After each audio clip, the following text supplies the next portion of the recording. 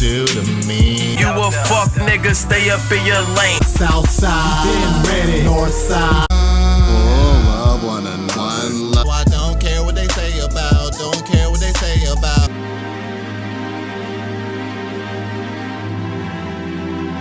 My damn lighter. Hey, what's good, you guys? It's Boomer with Bully Star, and today we're getting into the best artists to fall off. Video by Degenerosity. You know what I'm saying? You already know this man is comedic value, son. But yeah, honestly, these artists, I don't even know why they fell off, because their first single sounded so good. You know what I'm saying? Or their come up was just so real. Was just so tight. You know what I'm saying? So it's like, let's find out what happened. You know what I'm saying? Make sure to leave a like, support the video if you enjoy it. Subscribe if you're new, so that way you can join up with the all-star gang up in this thing. And speaking of artists to fall off, well, falling off has nothing to do with it.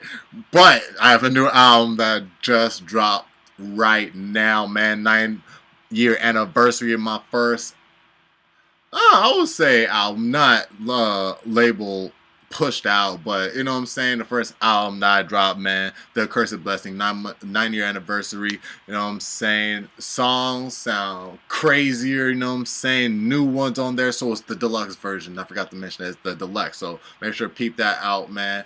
Yeah, let's get straight on to the video, bro. Let's get it. Longevity, a long duration of individual life.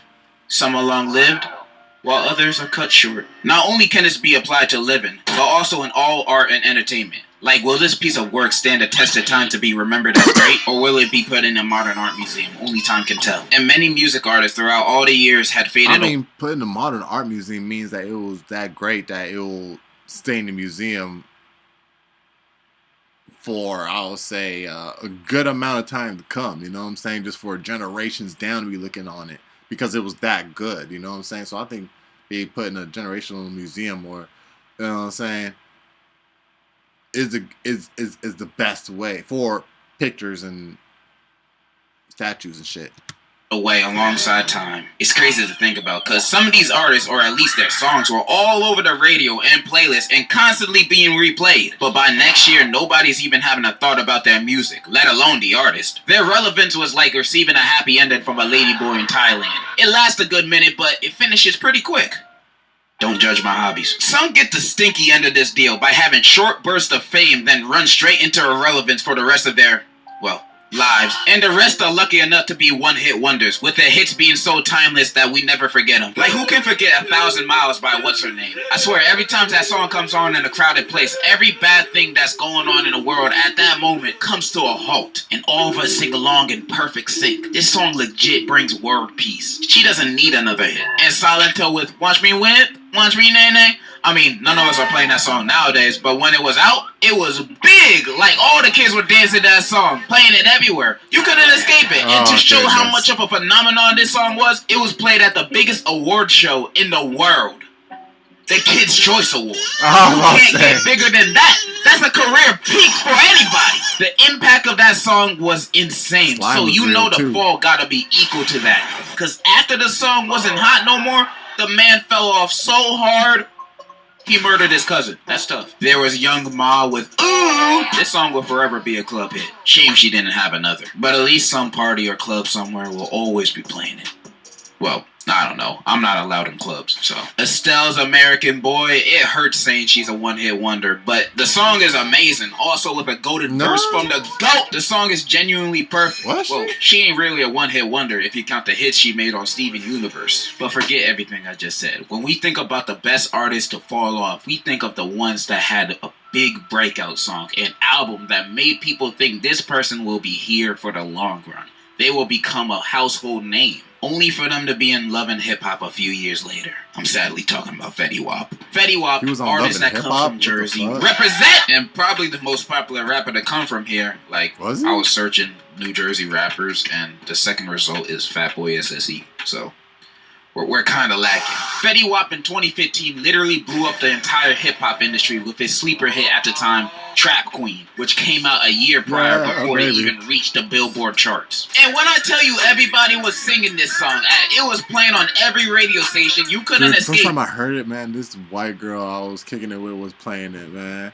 Like, I was like, she was singing it word for word. I'm like, I ain't lie, I look at it weird, but it's like, but the song was good. I don't know, man. I don't know. I was just like, you know, back at the time, you know what I'm saying? It was like, huh. You know, I was just flabbergasted. In a good way. You can't tell me everyone and their doctors didn't know the opening 6 words of the refrain of the song. I'm like, hey, what's up, hello? And on April 4th, 2015, the song went #1 on the Billboard, beating Pitbull's song. Now, when you beat Mr. Worldwide in the charts, you're destined for greatness. And #1 on Billboard is a crazy feat, don't get me wrong. Crazy, because he came after still hit could have after been hit. a one-hit wonder. Come on, how many other people went #1 only to be... Dude, I remember he had 3 songs on the radio, bro. And I think I like 2 of them. One with Drake, one was Remy Boys, and I think, one was Trap Queen. Yeah, you know, I pretty much liked all of them, man. It was dope. It was a dope time. Like, who the hell is the baby? Hell yeah. Who? But bro proved everyone wrong. Because 1 month after Trap Queen went #1, he released 679 Drake 679. Now, I have my qualms with Drake, but I like the song. 679 was Remy Boys. Proving he ain't no one-hit wonder. But at least 2. But soon after that, he released his self-titled studio album. Bro did not waste time. He saw the spotlight was on him, and he took his opportunity in the best way possible. Again, My Way, RGF Island. This album was filled with hit songs, or at least songs that would be played all over social media. Like, Fetty Wap was basically the go-to artist to use in your Vine back then. And this dude's music was being played all the time on repeat. He was also making the songs he was featured in hits. Like, nobody listened to Save That Money for Little Dicky, let's be honest. We're all listening for that hook. It seemed like this guy was unstoppable. And you could tell he felt that way too. Cause 1 month after he released his studio album, he released another album. The consistency is crazy. Really? And to top it all off, it was a collab album with none other than French Montana. If you don't know who French Montana is, it's that nigga that Diddy cropped out in that one photo, and for good reason. This man is not a good nigga that Diddy cropped out in that one photo, and for good reason. This man is not a good rapper. Never in your life have you been in a car. I ain't gonna lie, man. I think the first album he put out, he had like 1-2 good songs on there. One good song on Mac and Cheese 4. And you know, we did that song with Big Sean Moolah. I like that song. Yeah, just a couple good songs spread out with, you know, with different projects. But you know, I'll pick 1 or 2 good songs off of there. I don't know why I stumbled upon them songs like that. You know what I'm saying? I don't know. It's curiosity. So yeah, no, you had a couple. You know, to me personally though. Or a function, and someone says, "Hey, put on I'm that thinking new French mainstream. Montana." I'm just like, and if you have, mainstream, like he just had a lot of features. That's how he got on a lot. With just all those features, like every song had a feature. Every one of his songs, mainstream wise, had a feature, and I just thought that was crazy. His biggest song, I remember hearing that was Sway Lee's original song, and French Montana, you know, I think bought it off of him. You know what I'm saying? Don't take my word for it exactly, but I think he bought it off of him. But kept him on the hook because he knows that song was going to be a hit. So I think that's what he does too. It's like, you know, he has like an A&R sense to where it's like he could pick out songs that are hits and just like puts himself on there. You know what I'm saying? Other than that, he does collabs, just nothing but collabs. All I remember him for is just doing hella collabs. You feel me? Need to find new friends. These are the people that are bad influences. But personally, again, I say, solo wise, you know, he do got some bangers, you know, within projects. You know what I'm saying? Just by himself, you know. Some he did, you know what I'm saying, right on, you know, yeah. That your mom and dad were talking about. Go hang out with murderers and drug dealers instead. At least those guys will have a more positive impact on you than a nigga that willingly listens to French Montana. You have free will in this beautiful life you have, and you spend it on that? You can't trust them. Anyways, their album was called Coke Zoo, and it's 13 songs, and it's a toucan of ass. Now, Fetty did have a better performance than French on here, obviously, but French had way more songs and verses than him, and overall, the album is just very bland. No song sticks or stands out. It's just a nothing burger, bro. It has no replay value whatsoever. And after this project, his music slowed down on coming out, which is fine. He don't have to be like YoungBoy releasing an album every 3 days. In 2016, the next year, he had a good few charting songs he was featured in, and also his own single, Wake Up, peaking at 50 in the Billboard Hot 100. And during this period of time, it felt like the calm before the storm. Freddie was still in people's mouths. He was still performing sold-out shows and still charting. He was still very much popular. But after 2016, he kind of faded away out of the public eye more and more. He has released projects since then, but none of them created any buzz because overall, all of them were pretty meh. But also, there were no hits. See, Fetty Wap was very much a hit rapper, which is not a bad thing. It's just a bad thing when you want a fan base that would actually stay. And since he wasn't making any more hits, more people stopped talking about him. Plus, his new music sounds identical to the rest of his other music. I mean, you can say the same thing for other artists too, but Fetty's music also sounds dated. Like he was a product of his time and didn't try any new sounds or styles with his music to catch up to his own contemporaries. Other than that 2018 6ix9ine song Kiki, he has kinda disappeared from the popular space of music. And since then, in late 2022, he's pleaded guilty in drug charges and he's looking at 5 to 40 years in prison. That's tough. But also during his fall off, Trap Queen is diamond. 10 million units sold. So at least he will also have a legacy to look back on in hip-hop history. Fetty Wap may have been a victim of falling down the stairs with a mediocre at best discography to look back on. There's another artist that I believe fell off, but on top. Goat-Ye. Goat-Ye was a solo artist from Australia who started his pro music career in 2001 when he released his self-titled EP. And during these years, he sent his EPs to radio stations, building a name for himself up to the release of his debut album, Like Drawing Blood, in 2006. And this album is actually pretty good. The songs have a unique flow and groove to them, and I'm terrible at describing music I like. The music sounds good to my ears. And apparently others thought the same because this album was pretty successful in the indie space. It was critically acclaimed. It was voted best album of 2006 in a listener poll by Triple J, a popular Australian radio station. The track Heart's a Mess was ranked number 8 on the station's Hot 100 of 2006. It also went platinum in Australia. Like, bro wasn't a nobody before his real big hit happened. Or at least not a nobody in Aussie land. It even won iTunes Album of the Year in the UK in 2008. Bro was kind of a big deal, and he would become an even bigger one once he released his second solo album in 2011, Making Mirrors, where one of his lead singles, Somebody That I Used to Know, well, blew the fuck up. I love this song so much. Now, I wish I could pick a different song as my favorite, since I've listened to all of his solo music and also to seem more cultured, I guess. But this is my favorite song from him. No matter how many times I listen to it, that song. Even after 10 years later, it doesn't get old. And the whole sound of the song is unique. I knew. Early 2010s, I thought it was crazy. I was like, y'all really sounded more like electronic EDM dance music, like this sounding like a YouTube gaming channel intro. You know, a lot of them sound dated too, but not this song. Never this song. And the song did get its flowers. A lot of them too. And after his world tour, all eyes are still on him, especially since he just won the Record of the Year at the Grammy Awards. The people were waiting for more music from him. Except that ain't happened. Bro went radio silent, and in a people weren't interested in him no more kind of way. No, bro disappeared from everywhere. Social media even started rumors saying he was dead, where he went out of hibernation just to tweet, "Nah, I'm alive." Then not long after the tweet, he posted a blog post saying he no longer will be releasing solo music and Goat-Ye will be no more. Huh? This dude just released one of the biggest songs of the decade and now he's quitting?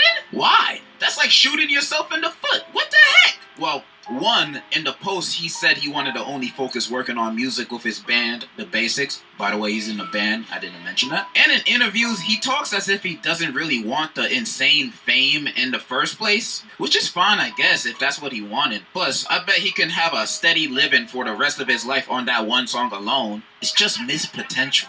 Because Gaultier was genuinely a great artist who could have stayed for the long run. They got Instead the bag of of that one dip. song, I feel it. his remembered legacy. Like Bronte is a great song and As has long a as he great just has money music flowing video. in, More bro. people should see Fuck the this. fame. He still releases music with his band The Basics, but I haven't listened to them yet. Plus, I've heard he's mainly the drummer. But Gaultier is a great musician, so do one I classic wouldn't be Thomas song surprised and if I just do do like his music band all too. you And want. maybe, The fans hopefully, you got he or the could fans release you more got, I solo fuck music with in it. the future.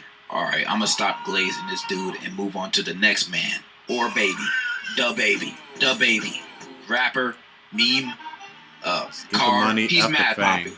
Also, some of y'all might be thinking, I thought this was the best artist to fall off. Why he here? And yeah, he might not be nowhere near the best in anything, but I like Kirk and Baby on Baby. You know, I think he has a better discography than Fetty Wap. So, now, although this guy's fall from grace is kind of recent, it's very evident that this man is 100% not the big star he used to be. Bro in 2019 and 2020 was on top. He released 3 albums that made it to the top of the charts. Had hit after hit. Bro's song Rockstar with Roddy Ricch was #1 for 7 straight weeks. He was nominated for 6 Grammys, endorsement after endorsement, TV performance after performance, getting away with murder at a Walmart. It seemed like nobody could stop this dude. But then this guy decided to be in a bunch of controversies. Assaulting airport kiosk workers. Slapping a female fan for trying to take a picture of him. Beefing with JoJo Siwa just cause she's taller than him. Bro was just constantly getting in trouble. And the final straw was that 2021 Rolling Loud set where he just started saying the dumbest shit. Ladies, if you like to shove bowling balls and pineapples up your pussy, put your cell phone flashlight on the air right now. And fellas, if you like sucking on balls, leave. I ain't with that gay stuff, man.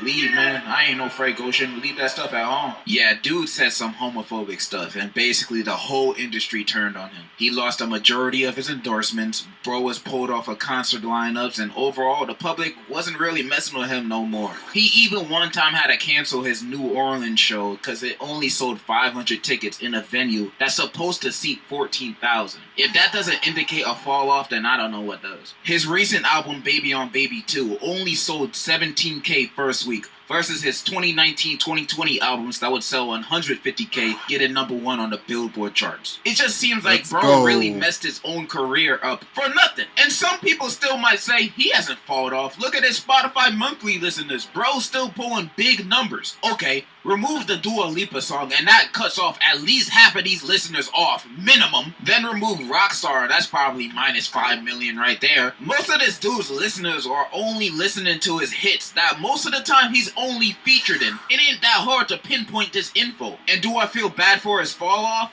No! Bro did this entirely himself. Even on his new album, Baby on Baby 2, on his song Socks, he says, "Plus 20 million for keeping it real, bitch. I don't give a fuck about no money." Bro isn't even sorry. He basically said all the apologies he said in the past don't mean nothing. But who knows? Maybe he will make a comeback. He has a new song that debuted at number 92 on the Billboard Hot 100. Although the Repo Reaper on TikTok is the only reason his song is getting any streams. That tells you where his career is at right now. Alright, I gotta move on from this dude and talk about a person that genuinely hurts my soul that I had to say this. Chance the Rapper. Chance the Rapper started his career with his breakout mixtape 10 Day, which was okay. But then the year after, Acid Rap came out, and it was amazing. In my opinion, it's up there with hip-hop's best all-time mixtapes. Oh, yup. Oh, that year was so fire. In my opinion, it's up there with hip-hop's Acid Rap, freaking, yup. Back from the dead, Friday Night Lights. What? If you read this is too late. What? What the fuck?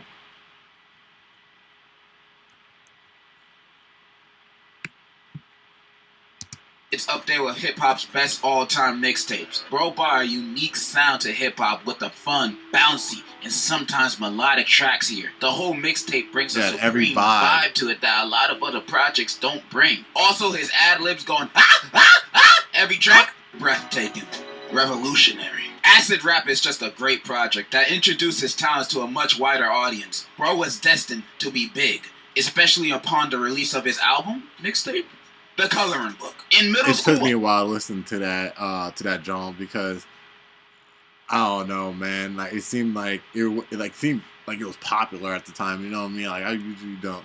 Sometimes I do, but I'm fickle. So it's like my homie said, "Yo, son, like he definitely said it was on some gospel ish, but it sounded tight." You know what I'm saying? And of course, I know that's on with 2 Chainz and Lil Wayne. You know what I'm saying? Uh, I just heard more people listening to it. And I was like, I know somebody wants to play one song, and I was like, "Yo, I actually rock with this." So, you know, got into the hype. You know what I'm saying? Sometimes it takes for people, just to introduce me to it. You know what I'm saying? Just like unknowingly, and it'd be like, "Yo, this album actually sounds like it's a dope, like, like, because if you're into a certain genre, you're into a certain genre. You know what I'm saying? So it's like not most people would be into a certain genre or into a certain genre like that. You feel me? So it's like when what Chance did was like tight. You know what I'm saying? Mixed with stuff that like I practically go to Sunday for every Sunday. You know what I'm saying? It's like, why don't they do this up in churches? Like, well, I don't think there's a lot of profanity in it either. But yeah, I was like, bro, what? I adored this But album. yeah, it was still dope enough for it to not even be considered a gospel album like that. You know what I'm saying? It was constantly in It was my still rotation, hip-hop. and personally, I loved it more than acid rap. I had every song It on was here good on repeat, infusion. and my favorite song on the album would change like every week. My favorite is Make All you We feel Got. good, too. No, it's Angels. No, it's No Problems. No, it's Juke Jam. I'm This not gonna say album pause is on like that. perfect. It really I mean, makes you feel I don't good. think it's top tier hip hop music or anything, In an but esoteric I have way. zero complaints about the album other than the mixing and All Night. But I can forgive it. This album is great. I love this album so much. He deserved all the praise and awards he got from it. This album was a big part of my middle school days, and Chance was definitely one of my favorite rappers, period, during that time. I was deeply anticipating more Chance music in the future. I mean, he met Kanye West. He was never going to fail, right? So his next project was bound to succeed. And then it happened. Wait, what happened? 3 years after a big part of my middle school days, and Chance was definitely one of my favorite rappers, period, during that time. I was deeply anticipating more Chance music in the future. I mean, he met Kanye West. He was never going to fail, right? So his next project was bound to succeed. And then it happened. 3 years after the coloring book, he announced his debut album, The Big Day. Holy guacamole. This was a big day for me. I couldn't wait. I was ready. I mean, I and don't on talk about Friday that morning, before. 12 I've watched my a.m. previous on Chance release, Rapper video. I put on my headphones. I could feel the sweat going down my gluteus maximus. I am so happy. Then I pressed play. And as I was listening to the music, the songs I've not felt a listened to the little album. off. A bit different from his previous music. It was perhaps a little more experimental. Or something. Maybe not. Wait. Dog, what the fuck am I listening to? It was garbage. Dreadful. Gobbledygook. And not in like a French Montana Fetty Wap Coke Zoo Nothing Burger kind of way. Because if it was, it would actually be better. Because with a Nothing Burger, you just get no nutrition or enjoyment out of it. The Big Day is like receiving a lobotomy. Like, first, this album had like 8 writers and 8 producers for each song. 2, the lyrics are just look at this. Peanut butter jelly with a baseball bat. Peanut butter jelly with a peanut butter jelly. It'll break your back. By the way, almost all the lyrics on this album are this corny and this trash. And when he's not talking about peanut butter jelly or God, he's talking about loving his wife. Now, I mean, y'all gotta understand something, bro. If Chance's bars have always been kind of like this, you know what I'm saying? He just knows how to make it fit well most times. But I've been noticed his bars were of like that kind, you know. It's like he would play with words like that, you know what I'm saying, in that type of way. I've been noticed that, so I'm not surprised he said something like that, because I remember he said something similar, and it was like, I mean, it sounds good the way he worded it, but I don't know. That's just me. understand you love your wife, dude. I love your wife too. But if you're not gonna talk about your love for her I love in your any wife kind of too. interesting way, or do it in any other creative way other than just say I love her and she's beautiful, she's my queen, bro. I don't want to. I don't. Can you talk about something else? Can you talk about It's like doing? that person, you know what I'm saying, at a party or banquet or something, and you just can't stop talking about his wife. It's like, yeah, after 5 minutes, you know, just like, you know, bantering about it. It's like, do you really want to hear him talk about it for the next 20 minutes? Like, dog, we got, you know what I'm saying, we could talk about other stuff, other subjects. You know what I'm saying? Like, joke about other stuff. It's like, you're still talking about that? Like, yeah, alright. Drugs again, please. Every song has the same rhythm, tone, feel. It doesn't change or do anything interesting, which is even worse since this album is almost an hour and 20 minutes long. Honestly, this is probably the most disappointing album from an artist I loved I've ever listened to. Cause even with the albums I don't like from artists that I love, there's usually a good few tracks I would come back to, you know, that I like, but not this one. Not a single one on this album has replay value. And when I say these things, I don't mean for anybody to shit on Chance, because I still think overall he's a great artist. It's just this project upsets me so much, because this has been basically his last album for the past almost 4 years. And the album sucks. The man has released very little music since this album, outside from that Christmas mixtape he released in 2020 with Omarion or whoever. I don't care. I'm not listening to that. That's not a real project. And I feel like this dude knows the bad reception his album gets. That's why he's been wearing his number 3 hat promoting coloring book for the past 7 years. I swear this hat is surgically attached to this man. Take that shit off already. Damn! Maybe I'm looking at Chance's last projects through rose-tinted glasses, because I listened to those albums as I was a kid. And even though The Big Day is a terrible album, I am so happy for the current success of Chance in his career. I love seeing him being part of modern media despite not releasing any music in a number of years. I am so happy for him. He might have fallen off quality-wise, but I only want future uphill success for him, no matter if he releases any more music or not. And if he does release more music, hopefully this album was just a hiccup, and he starts burping again. And yeah, I feel like I've discussed enough in this video, although I definitely could make a part 2 to this. There's a few others off the top of my head that I could list, like Coldplay and Maroon 5. Like, how you go from this to this? Like, seriously. Also, there's one more that fell off quality-wise that I can rant about for days on end. But that's for another day. I feel like I've said my piece, and in conclusion, I kinda like Hot Shower. I'm sorry. It's kinda grown on me. I'm sorry. Dumb as hell. Alright, you guys, so that was Degenerosity with the best artist to fall off, man. Yeah. Look at some be like, okay. Look at some be like, damn. And some look at some be like, hey, I respect it. You feel me? It is what it is. You feel me? But make sure to leave a like, support the video if you enjoyed, subscribe if you're new, so we can join up with the all-star gang up in this thing. And yeah, check out the new album out right now. I don't know if I said that in the beginning, but yeah, I got a new album. It's the 9th anniversary of it, so it's a re-release deluxe. You feel me? So if you haven't heard the first album, hey, now you got a better version of it. You feel me? So yeah, peep it 100. I don't know what to do. I just want you to come to me.